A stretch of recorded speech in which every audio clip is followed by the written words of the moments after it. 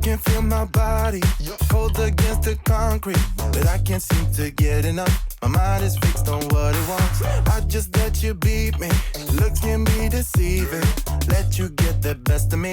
ごちょどりもーん、こもいです。佐々木。皆さん前回の動画を見てくれましたでしょうか？前の動画を見た方なら分かって当然のクイズを出したいと思います。今年の3月のバカンスは私はどこに帰るでしょうか？正解は日本です。そうです。イエーイ。ということで今日はパッキングをしながら私が実際に飛行機の中に持っていくものとかあったら便利なものとかを紹介していきたいと思います。この後ろのごちゃごちゃしてるものは後で詰めますまず私が機内に持っていくものを紹介したいと思います。まずはカメラ、一番大事。カメラとマイクと三脚を持っていきます。あとは機内でも読めるように本を必ず1冊持っていくようにはしてます。紙と漫画版はこっちの iPad mini の方に入ってます。なので漫画を読むときはこっちで、紙読みたいときはこっちって感じです。あとはメガネ大事。あとは飴です。飴、飛行機乗ってると結構耳がクーってなったりするじゃん。その時に飴舐めてると耳抜きしやすいので飴を持ってくようにしてます。あとはお手拭き、じゃあ手拭くやつ、ウェットティッシュと、あとはアイマスク、これエアオーストラルでもらったやつ、多分またもらえるんだけど一応持っていきますと、あとはマスク。飛行機内乾燥して寝るときに喉がやられちゃったりするのでマスクを持っていくようにはしてます、いつも。ちなみに以前隣の外国人になんでマスクしてるのって聞かれたことがあるんですけど、日本人が飛行機の中でマスクをしてる理由は飛行機の中は乾燥していて、乾燥しているとばい菌が入りやすくなるので保湿のためにマスクをつける人も多いです。ヨーロッパの方はあんまりやってる人は見ないけど、飛行機でマスクをつけてるのは病気だからつけてるわけじゃないんです。ルサビエブ？と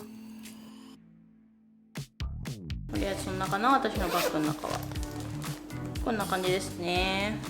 で、あと子供がいる人向けにはなっちゃうんですけど、子供が一緒だと何かと大変だと思うので、子供のバッグの方にはおやつをちょっと多めにいつも持っていくようにしてます。機内食が結構遅かったりとかしてお腹が空いてグズグズしたこともあったので、ちょっとお菓子を多めにいつも持っていくようにしてます。で、あとは機内で着れるような上着、こっちは暑いのでちょっと薄着で行って、で飛行機内で上着を着てちょうどいい温度になるように上着を持たせてます。で、あとは塗り絵、これ本当に大事機内で映画も見るんですけど、でもやっぱりそれでも飽きちゃう時があるので、そういう時は塗り絵を持っていくようにしてます。塗り絵とか、あとはシールブックとか、あとは iPad で YouTube とかもオフラインで見れるようにして、ゲームもオフラインでできるやつをこういくつかダウンロードしといて、飛行機の機内でもできるようにしてます。こんな感じかな。あんまりね、大したものはそんなに持ってってないんだけどね。じゃあというわけでパッキングもしながらおしゃべりしていきたいと思います。今回は1週間目セドがいないので、私とノノの荷物のスーツケースとセドの荷物のスーツケースで2つで行くかな。なんか昨日さ、日本の天気予報見たらなんかめっちゃ寒そうで4度とかだったの大丈夫かしら。でも今日はね、多分12度だ。今日は東京12度でございますね。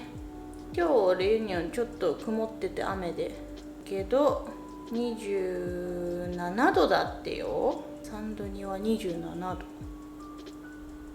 度。暑いですね。エアコンガンガンでございます。一応私の実家にも冬物はあるんだけど、こっちで持っててなかなか着れない冬服とかも持っていこうと思います。で、また猫たちはお留守番です。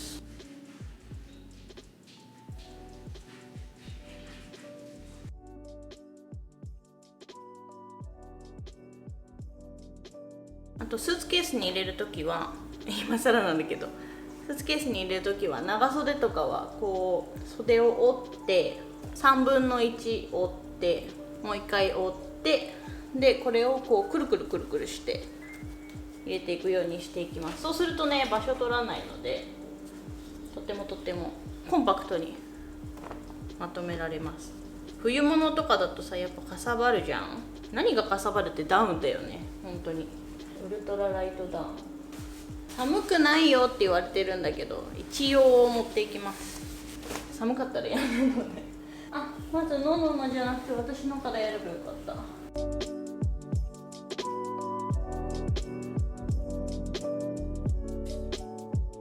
ほぼほぼ去年持って帰ってきたやつを詰め直してる感じですね。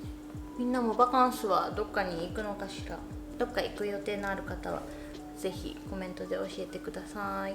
アインチのカズマが今アンパンマンにハマってるっていうことなので、ののが着れなくなったアンパンマンの T シャツを持って帰ります。着れるかな、着れたらいいな。あとちょっと無地の T シャツも見つけたから持って帰るね。お土産を買おうと思ったんだけど、でもなんかアンパンマンにハマってるっていうから、だったらアンパンマンのお菓子買ってあげた方がいいかなと思って日本で買う予定です。なんか一緒にお買い物行こうねフジパでもどこでもこん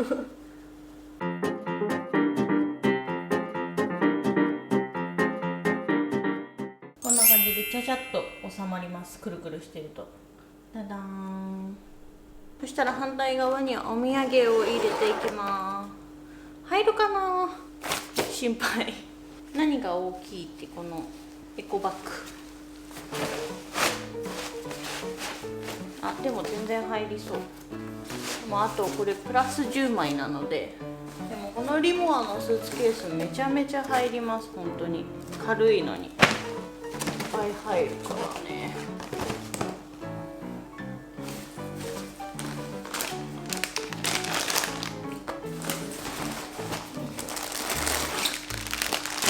入るかしら。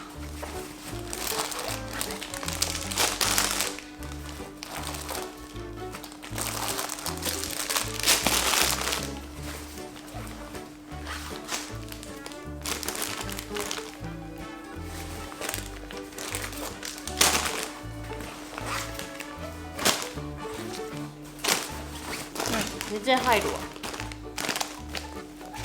全然平気そう。あと私のママと私のママの上司にお土産。よし、全然 OK だ。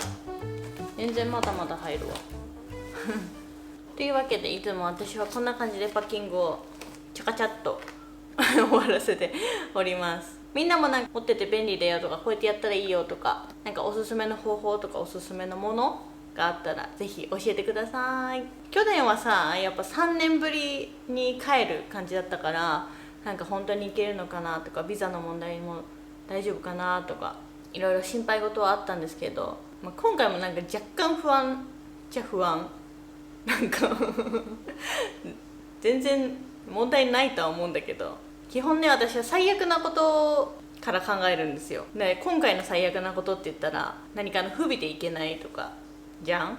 多分でも最悪なことを考えてる時はそうならないと思うので大丈夫だとは思うんですが、でもさ去年なんかリブレットファミーが必要って言われたので、今回はリブレットファミーっていうのがね、こっちの戸籍謄本みたいな、その家族手帳じゃないんだけど、私とセドが結婚してますっていう証明の本みたいのがあるんですね。